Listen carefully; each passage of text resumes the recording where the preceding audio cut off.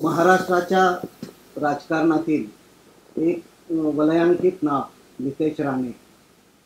केवळ राजकारण नाही तर कधी विद्यार्थ्यांसाठी चळवळ, तर कधी टोळसारख्या प्रश्नावर आक्रमक आंदोलन. महाराष्ट्राच्या समाजकारणात केवळ नारायण राणेंचे चिरंजीव म्हणून नव्हे तर एक दृष्टी असलेला तरुण म्हणून ज्यांनी नाव आज प्रस्थापित केलं.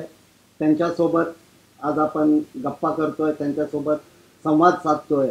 लोकसभा निवडणुकीच्या पार्श्वभूमीवर नितेश राणे की जे स्वाभिमान पक्षाचे संस्थापक आहेत आणि राणे परिवारातील ज्याला आपण शेंडेफळ म्हणू असे निलेश राणेंचे धाकटे बंधू आहेत हे आपण जाणतो.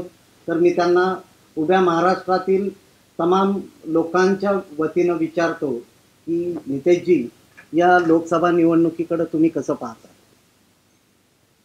ही लोकसभा निवडणूक आपल्या देशाच्या भवितव्यासाठी आणि आपला देश महासत्ता बनण्याचा जो प्रयत्न करतो त्या दृष्टिकोनातून ही निवडणूक फार महत्त्वाची असं मला वाटतं.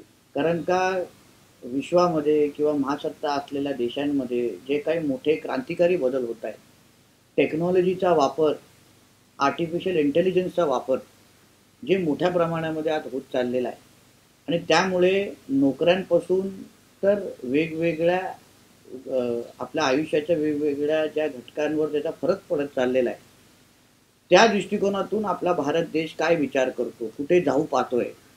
आपल्या देशातला जो तरुण आहे ज्याची संख्या आपल्या देशात अन्य देशांपेक्षा जास्त आहे आणि वर्षानुवर्ष तरुणांची संख्या आपल्या देशामध्ये वाढत जाणार आहे जपान आणि चीनच्या तुलनेमध्ये. म्हणून तरुण असलेला भारत देश हा ह्या निवडणुकीच्या माध्यमातून त्याचे स्वप्न असतील, त्याच्या इच्छा आकांक्षा असतील, हा कशा पूर्ण करू पाहतोय ह्यासाठी ह्या निवडणुका आपल्यासाठी फार महत्त्वाच्या आहेत.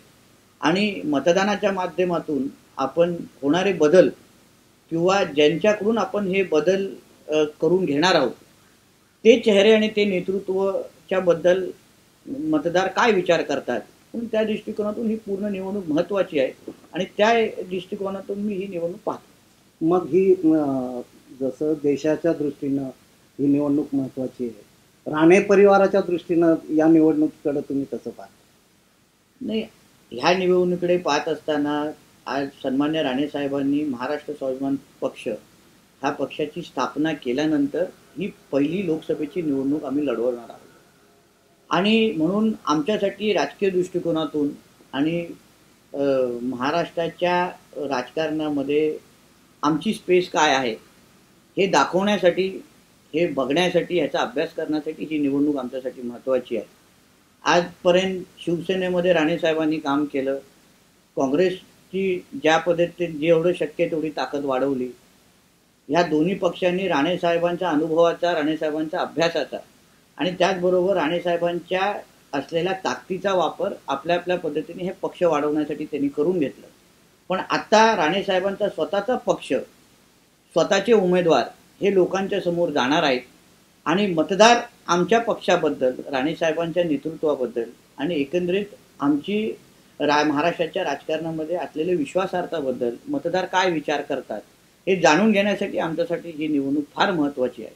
आणि म्हणून त्या दृष्टिकोनातून आम्ही ही निवडणूक आणि आमचा पक्ष लोकांच्या समोर घेऊन जाणार. नाही, तरीही आता तुम्ही काँग्रेसचे आमदार साहेब, स्वाभिमान पक्षाचे संस्थापक आणि राज्यसभेचे सदस्य आणि NDA सोबत, म्हणजे मुलगा काँग्रेसमध्ये, स्वतःचा स्वतंत्र पक्ष आणि शिवाय NDA सोबत एकीकडं काही ठिकाणी तुमचे उमेदवार शिवसेनेच्या विरोधात उभे राहणार, काही ठिकाणी नाही राहणार. ही जी भूमिका आहे ही महाराष्ट्राने का स्वीकारावी? मुद्दा असा आहे की जे निर्णय गेली 5 वर्षामध्ये राणेसाहेबांनी घेतले किंवा घ्यायला लागले त्या दृष्टिकोनातून ह्या जे तांत्रिक अडचणी ज्या आमच्यासमोर आलेल्या आहेत त्या अडचणीमुळे, म्हणून मी या तांत्रिक दृष्टिकोनातून काँग्रेसमध्ये आहे. राणेसाहेबांचा पक्ष सहयोगी पक्ष आहे NDAमध्ये. पण 2019ला ह्या सगळ्या गोष्टी आम्ही सुधारू पाहतोय आणि 19च्या या लोकसभा आणि विधानसभेच्या निवडणुकीनंतर तुम्हाला हा प्रश्न पण आम्हा लोकांना विचारायला लागणार नाही. आम्ही सगळेजण एका छत्रीखाली, एका घरात, एका पक्षाच्या लेबलवर महाराष्ट्राच्या जनतेच्या सेवेसाठी आम्ही उतरणार आहोत. म्हणून मला वाटतं की जनतेला आज राणे साहेबांनी ते निर्णय का घेतले, काय काँग्रेसच्या लोकांनी त्यांना शब्द दिलेले, शिवसेनेवरनी कसं त्यांच्यावर अन्याय केला, या सगळ्या गोष्टी महाराष्ट्राच्या जनतेच्या समोर आहेत. आणि राणे साहेबांनी वारंवार ते मुद्दे महाराष्ट्राच्या जनतेसमोर मांडलेले आहेत, स्पष्टीकरण दिलेले आहेत. राणे साहेब स्वतः एक स्पष्ट वक्ते असल्यामुळे त्यांना लोकांना, जनतेला माहिती आहे की हा व्यक्ती अन्य लोकांसारखा राजकारण करणारा नाही आहे किंवा लपून टपून करणारा नाही आहे, जे आहे स्पष्ट बोलतो. म्हणून मला असं वाटतं की महाराष्ट्राची जनता आम्हाला समजून घेईल आणि येणाऱ्या निवडणुकीमध्ये आम्हाला आमच्या उमेदवारांच्या माध्यमातून स्वीकारेल, एवढाही माझा विश्वास नाही. पण नितेशजी, दादांचा मुख्यमंत्री पदाचा काळ हा झंझावात होता, असं झंझावाती मुख्यमंत्री ही प्रतिमा आहे. काँग्रेस शिवसेनेत काय झालं, त्यांच्यावर अन्याय कशा पद्धतीनं झाला हे तुम्हीही सांगितलं, महाराष्ट्रालाही माहीत आहे. पण तरीही आजही मुख्यमंत्री देवेंद्र फडणवीस आणि एकूणच भारतीय जनता पक्षाने राणे परिवाराचा गेम केला असं वाटत नाही तुम्हाला? नाही, असं मला वाटत नाही पेक्षा असं हे सत्य नाही. ते निवडणुकीच्या किंवा राजकारणामध्ये काही कधी युटर्न येतात, कधी वेडेवाकडे वळणं येतात, ते सगळ्यांच्याच आयुष्यामध्ये येतात. असा कुठला एक तरी राजकीय नेता दाखवा ज्याला बॅड पॅच असो किंवा त्याच्या आयुष्यामध्ये अशी वळणं आली नाहीत, असं एकही आपल्या राजकीय पथावर किंवा विश्वाच्या पथावर एक पण असा राजकीय व्यक्ती नाही आहे. आणि म्हणून इथून त्या मार्गावर चालत असताना ह्या काही गोष्टी होतात सगळ्याच्या याच्यामध्ये. म्हणून आम्ही फार सकारात्मक पद्धतीने ह्या दृष्टिकोनातून पाहतो. कोणी करू पाहत असेल तरी आम्ही स्वतःचा गेम करून देणार का, हाही महत्वाचा आहे. म्हणजे महाराजांच्या मानणारे लोक आम्ही लोक आहोत, विचारांवर चालणारे आम्ही लोक आहोत. जिथे युक्ती तिथे युक्ती लावायची, जिथे शक्ती तिथे शक्ती लावायची. आणि त्या दृष्टिकोनातून आम्ही पण आमच्या मार्गावर आणि आमच्या ध्येयपर्यंत कसं पोहोचायचं त्या दृष्टिकोनातून आम्ही चाललेलो आहे. नितेशजी, आपण आपला हा दृष्टिकोन सांगितला की सकारात्मक दृष्टिकोन ठेवून राजकारण करायचं, हे जरी खरं असलं तरी कोकणात ज्या पद्धतीनं आपल्या परिवाराला विरोध होतोय, त्या विरोधाला सामोरं जाण्यासाठी एक युथ इंडियाचा प्रतिनिधी म्हणून कधी आपली राणे साहेबांची कार्यपद्धती आणि एकूणच आक्रमकता याच्याबद्दल कधी चर्चा होते? असं आहे की 2014ला जे दोन निकाल आले, त्या 14च्या निकालाचा अपवाद ठेवता, नजरेसमोर किंवा त्याला बाजूला ठेवता, आतापर्यंत राणे साहेबांची कार्यपद्धती आणि आक्रमकतेमुळेच महाराष्ट्राच्या जनतेच्या आशीर्वादामुळे एवढी सगळी पदं आणि एवढ्या सगळ्या जबाबदाऱ्या, म्हणजे राज्याच्या मुख्यमंत्री, विरोधी पक्ष, आता विधिमंडळाचा स्पीकर किंवा अध्यक्षपद सोडलं तर राणे साहेबांनी सगळी पदं भूषवलेली आहेत. निलेशजींना अवघ्या 29व्या वर्षावर खासदार कोकणाच्या जनतेने बनवलं. मी 32व्या वयामध्ये आमदार म्हणून मी निवडून आलो आणि त्याच कोकणातल्या जनतेमुळे निवडून आलो. अगर आमच्या कार्यपद्धती, आमची आक्रमकता अगर जनतेला भावलीत नसती तर आतापर्यंत ह्या सगळ्या जबाबदाऱ्या, ही पदं आजपर्यंत आम्हाला मिळालच नसत्या. 2014मध्ये आमच्याबद्दल एक संभ्रम आणि चुकीची एक प्रतिमा आमच्याबद्दलची तयार केली गेली आणि काही ज्या आमच्या सहकाऱ्यांनी केलेल्या चुका ह्या आमच्यावर लादल्या गेल्या. आमच्यावर त्याचा राग निघाला मतदारांचा की बाबा हा व्यक्ती अगर आम्हाला दुखवत असेल तर ह्याचा राग आपण राणेंवर काढू. असं होत होत आम्हाला 2014ला आम्हाला ते अपयश आलं. पण 2014 ते 19 पर्यंत अगर मानेसाहेब आपण पाहाल तर येणारी प्रत्येक निवडणूक, मग जिल्हा परिषद, जिल्हा बँक, नगरपंचायती, पंचायत समित्या, ग्रामपंचायतीमध्ये सगळ्या ह्याच्यामध्ये, उदाहरण मी तुम्हाला सांगतो की आमची जिल्हा परिषद जेव्हा आम्ही काँग्रेस पक्षामध्ये होतो, राज्यामध्ये जेव्हा बीजेपीची घोडदौड एवढी जोरात सुरू होती तेव्हा सिंधुदुर्ग जिल्हा परिषद ही काँग्रेसची जिंकलेली एकमेव जिल्हा परिषद होती. म्हणजे नांदेडमध्ये काँग्रेस राष्ट्रवादीची सत्ता होती आणि अन्य कुठेही काँग्रेस एक हाती जिंकू शकली नाही. अपवाद होता सिंधुदुर्ग. म्हणजे 2014 नंतर सिंधुदुर्गच्या जनतेला, कोकणातल्या जनतेला कळून चुकलेलं आहे की आम्हाला न्याय मिळवून द्यायचा असेल, आमचा विकास करून घ्यायचा असेल तर राणे साहेबांच्या नेतृत्वाशिवाय आम्हाला पर्याय नाही. आणि म्हणून आम्हाला न बोलता त्यांनी मतदानाच्या माध्यमातून आम्हाला दाखवून दिलेलं आहे. आणि 19ला तुम्हाला जे काही तुम्हाला वाटतं की बाबा आक्रमकता किंवा कामाची पद्धत, तीच कामाची पद्धत कोकणी माणसाला कशी भावते, कशी आवडते, हे तुम्हाला लोकसभा आणि विधानसभेमध्ये दिसून येईल. नाही पण नितेशजी, एकूण काँग्रेस सोडताना ज्या पद्धतीनं साहेबांनी निर्णय घेतले, ते निर्णय तुमच्याशी किंवा निलेशजी तुमची अशी चर्चा होऊन तुमच्या कुटुंबात राजकीय निर्णय होतात?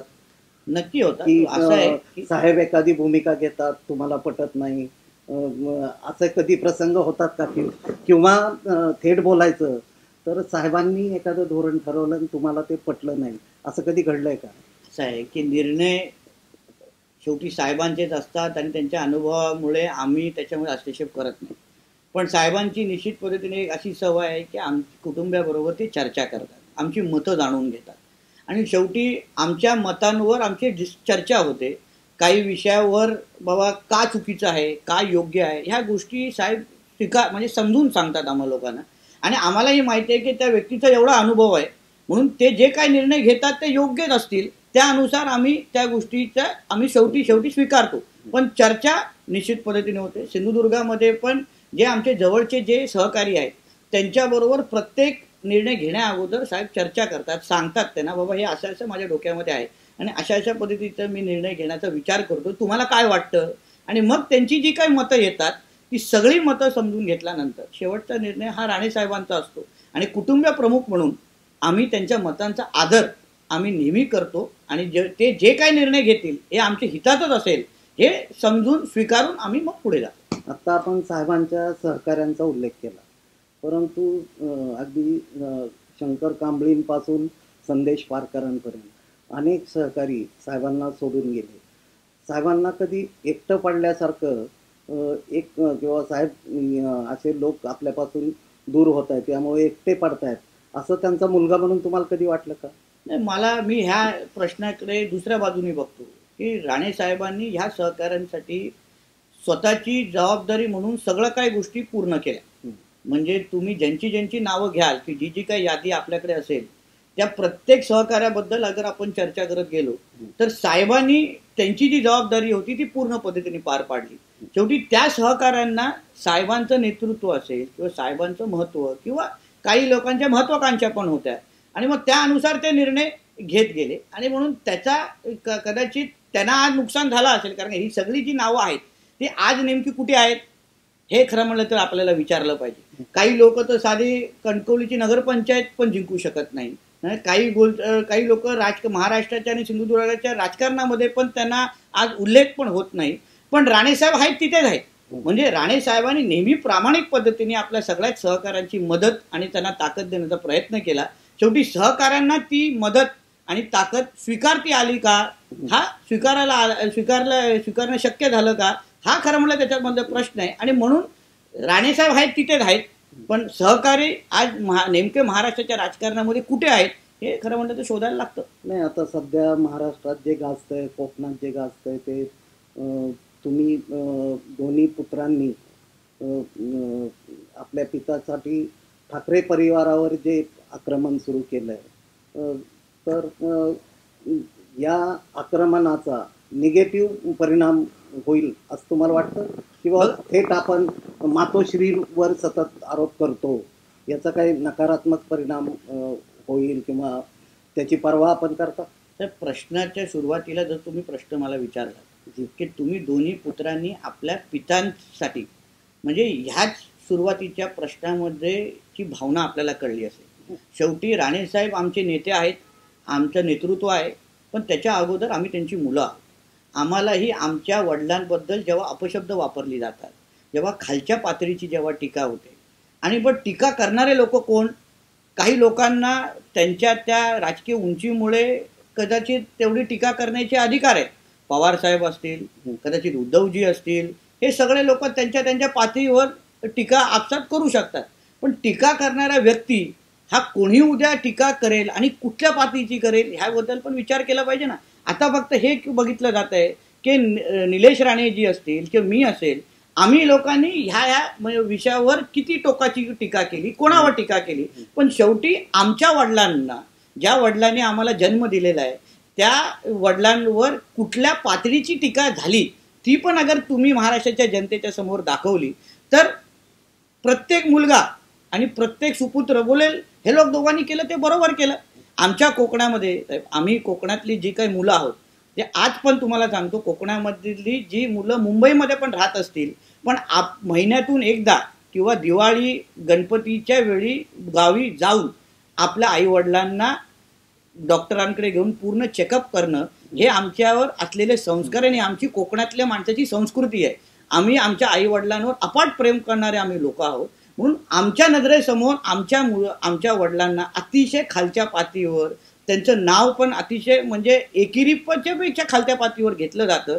म्हणून जे काही टीका करणार आहेत त्यांना सहन होणार का की बाबा त्यांच्या वडिलांवर. मी म्हणलं की हे राजकारण सगळं बाजूला ठेवा, पण वडील आणि मुलगा ह्या नात्याच्या चौकटीमध्ये अगर तुम्ही पाहिलं तर शेवटी आम्हालाही वाटतं ना की बाबा राजकारणाच्या जागी बरोबर आहे, पण ज्या व्यक्तीने आम्हाला जन्म दिलं त्यांच्याबद्दल एवढ्या खालच्या पातळीचं आम्ही ऐकणं ते आम्हालाही शक्य होत नसल्यामुळे मग आम्हीही बोलतो की बाबा तुम्ही अगर आमच्या वडिलांवर एवढ्या खालच्या पातळीवर जाऊ शकता मग आम्ही पण राजकारणाची मर्यादा सोडण्यासाठी आम्हीही तयार आहोत.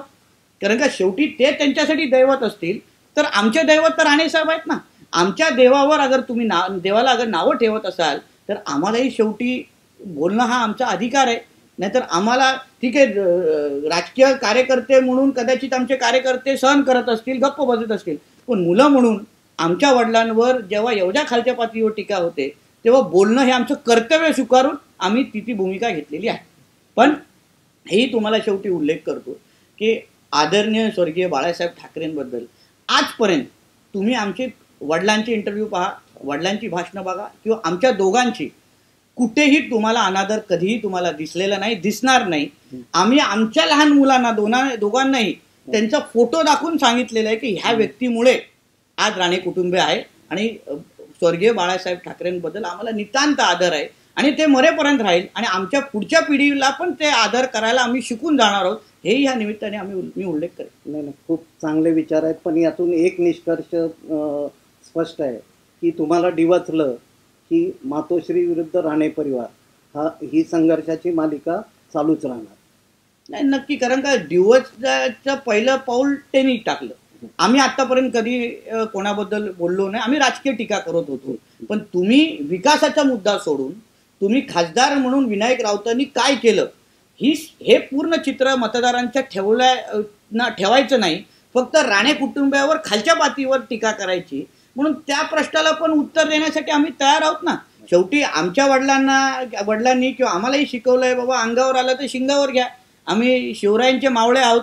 जो इतिहास आमच्या नजरेसमोर आहे त्यानुसार चालणं हे आमच्या रक्तात आहे.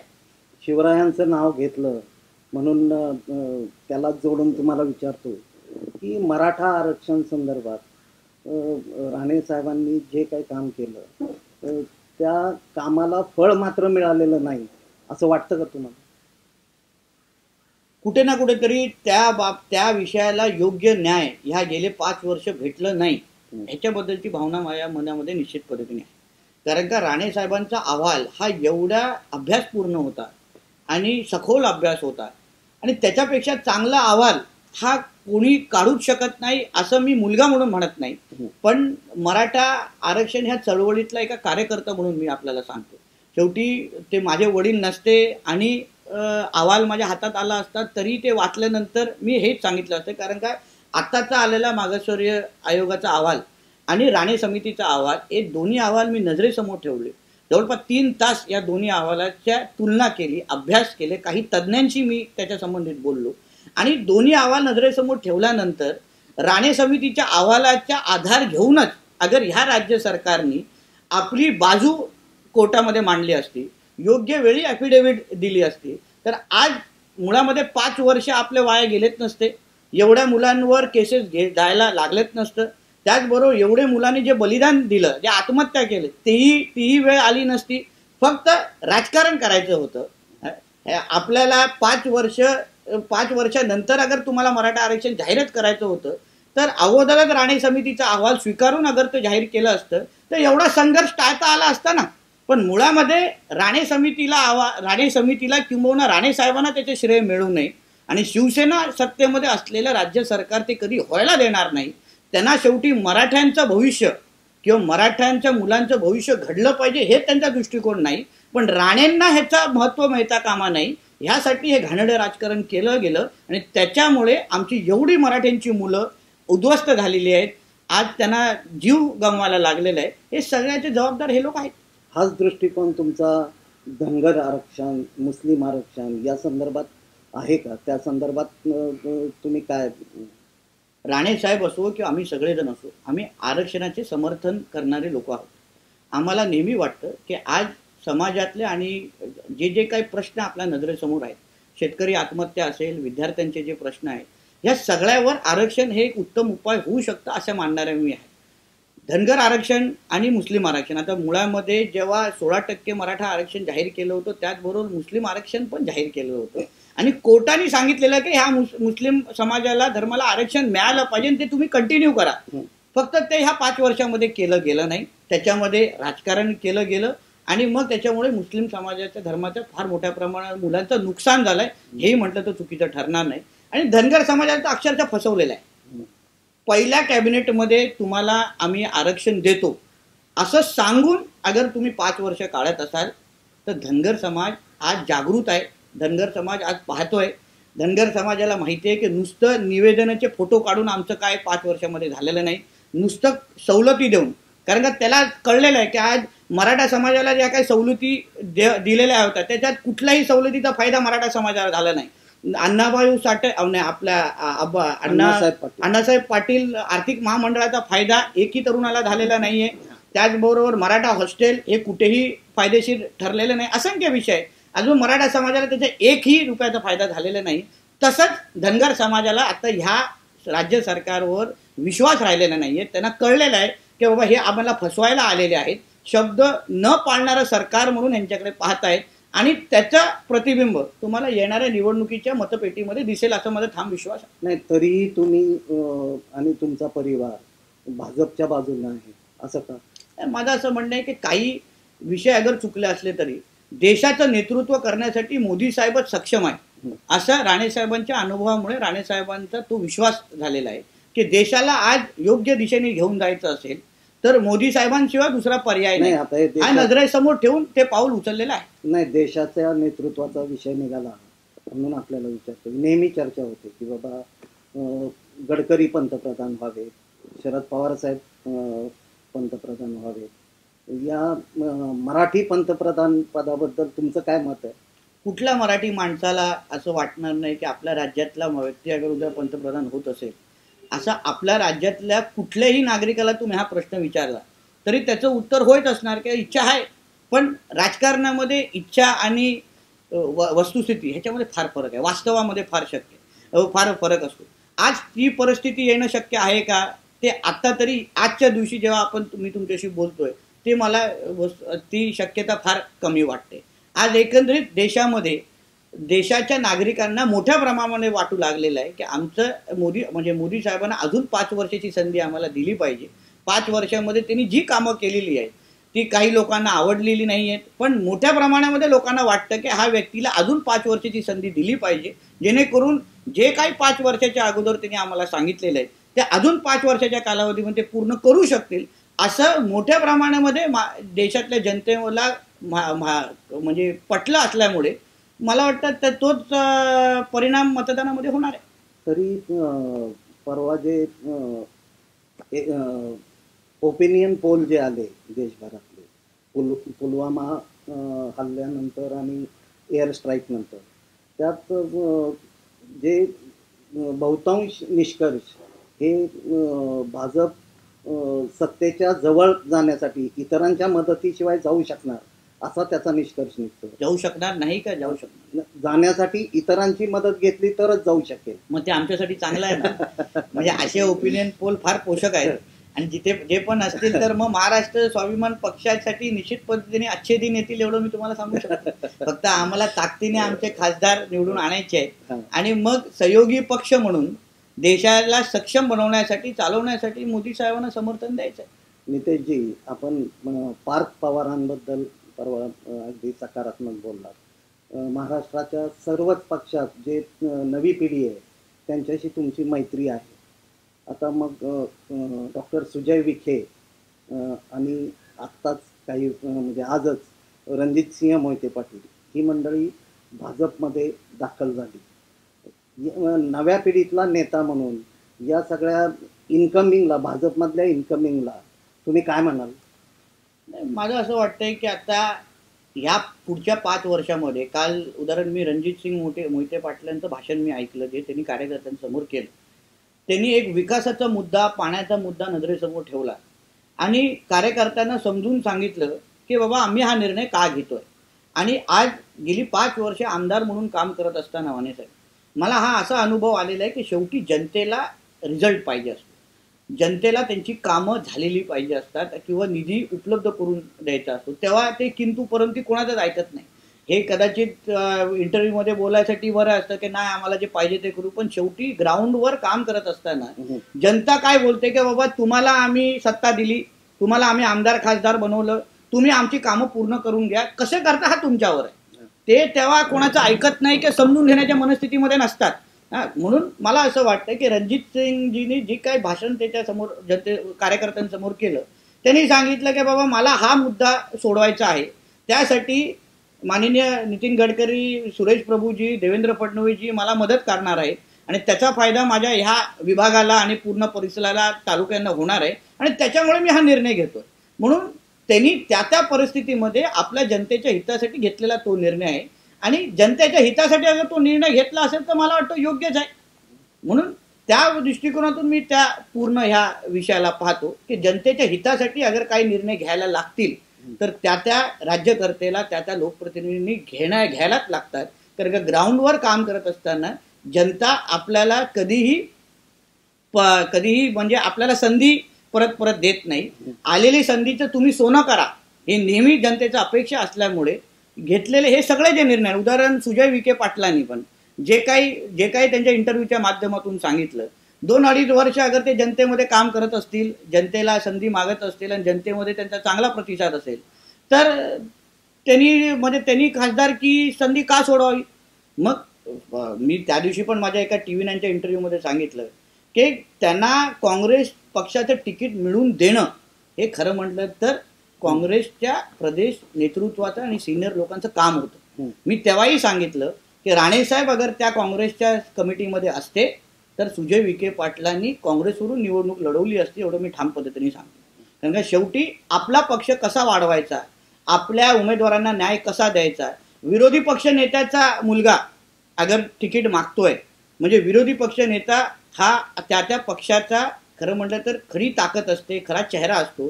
अगर आपण आपल्या विरोधी पक्षाच्या मुलाला अगर तिकीट मिळवून देऊ शकलो नाही तर हा काँग्रेसचे जे ज्येष्ठ जे काही प्रदेशचे नेतृत्व किंवा प्रदेशचे जे काही प्रमुख लोक आहेत हा त्यांचा फार मोठा अपयश आहे.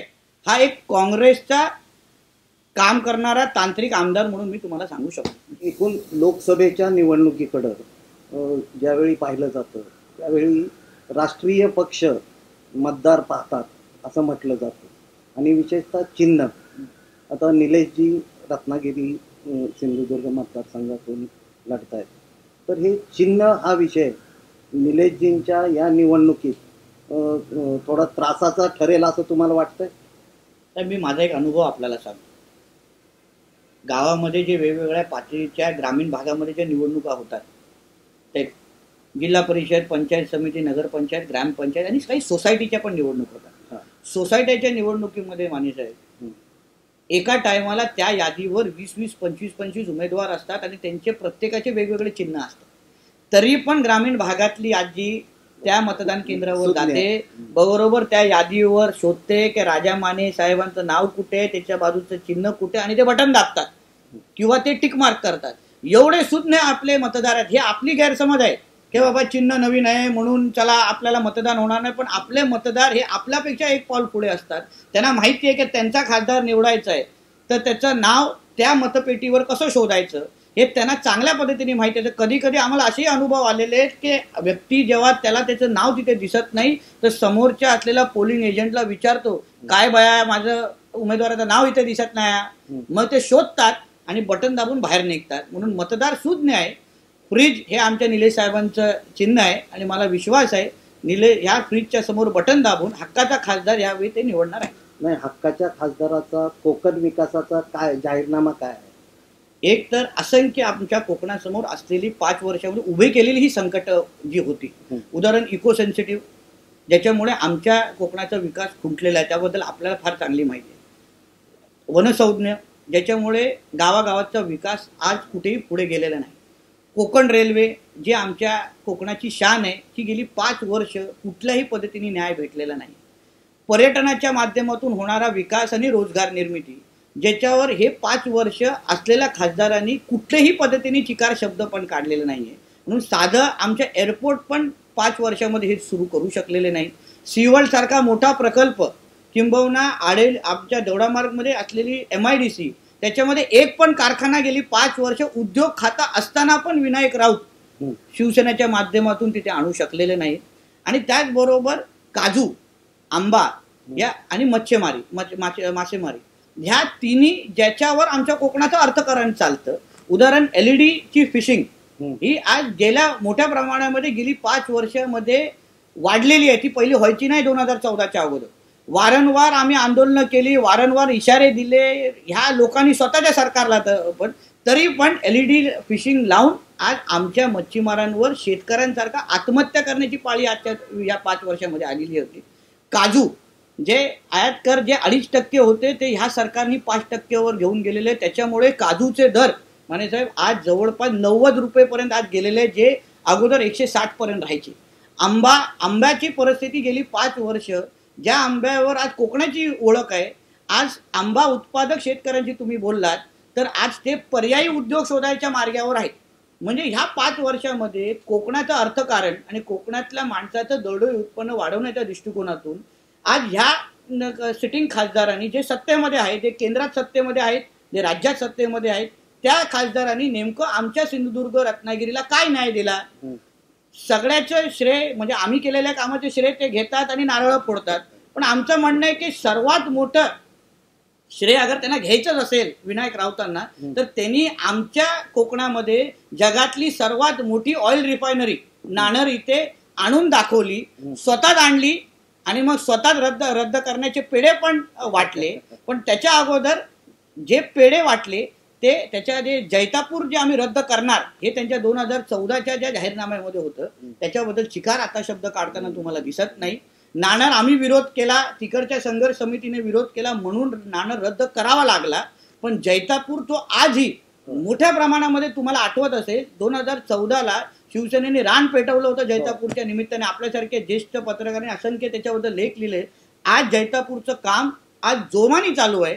म्हणजे जैतापूर हे स्वतः रद्द करू शकले नाही, पण कोकणातल्या लोकांच्या इच्छेनुसार आम्ही नाणं रद्द करून दाखवला. म्हणून हे त्यांचं 5 वर्षाचं अपयश घेऊन आम्ही जनतेसमोर जाणार आहे. आपल्याला म्हणजे लोकसभेमध्ये सक्षम खासदार, कारण आज कोकणामध्ये साक्षरतेचं प्रमाण मानेसाहेब फार मोठ्या प्रमाणामध्ये, आमच्या कोकणातली मुलं 10वी-12वी मध्ये 100% पर्सेंटेज आणतात आणि त्यामुळे साक्षरतेचं प्रमाण मोठ्या प्रमाणामध्ये असले म्हणजे सुशिक्षित मतदारसंघ म्हणून रत्नागिरी सिंधुदुर्ग म्हणजे बॅरिस्टर नाथपाय असतील, मधु दंडवटे साहेब असतील, सुरेश प्रभू असतील, अशा दिग्गज लोकांच्या, अभ्यासू लोकांचा मतदारसंघ हा म्हणून आमच्या रत्नागिरी सिंधुदुर्गकडे पाहतात. म्हणून आम्हाला एक सक्षम खासदार हवा आहे.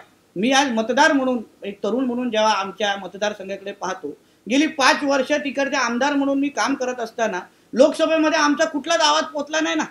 आम्हाला कुठल्याही पद्धतीने न्याय भेटला नाही. शेवटी आंब्यासाठी पण मीच आंदोलन करायची, मासेमारीसाठी मीच आंदोलन करायची, इको सेन्सिटिव्ह मीच करायचं. आता BSNL सारखा प्रश्न जो खरं म्हटलं तर त्या जिल्ह्याचा प्रमुख हा तिकडचा खासदार असतो तांत्रिक पद्धतीने. आज BSNLचे टावर जिथे आहेत तिथे खालती उभा राहिलात ना, तिथे पण त्यांना नेटवर्क भेटत नाही. म्हणजे नेमकं या 5 वर्षामध्ये विनायक राऊतांनी खासदार म्हणून सिंधुदुर्ग रत्नागिरीच्या जनतेला काय न्याय दिला हे खरं म्हटलं तर विचारण्यासारखा प्रश्न आहे. आज केरोसिन आणि धान्याचा साठा आज कुठेही लोकांना, महिलांना मिळत नाही. आमच्या रत्नागिरी सिंधुदुर्गमध्ये मानेजी 62% लोकसंख्या महिलांची आहे.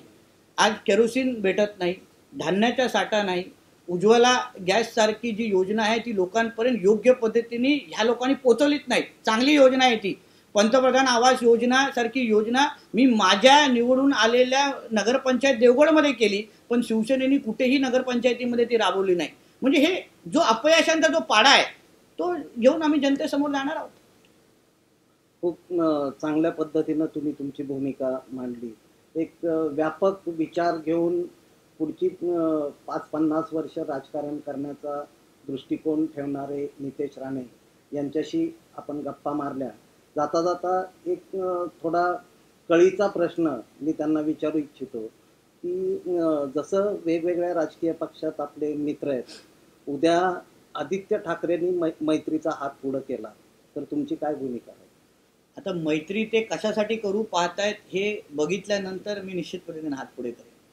कारण की आदित्य ठाकरे हे मला मैत्रीचा हात पुढे करणार नाहीत ह्याचा विश्वास मला असल्यामुळे त्यांनी उद्या हात पुढे केलाच तर त्याचं कारण मुळामध्ये काय असेल ते समजून घेऊन मी त्याबद्दल विचार करेन. धन्यवाद नितेशजी. थँक्यू.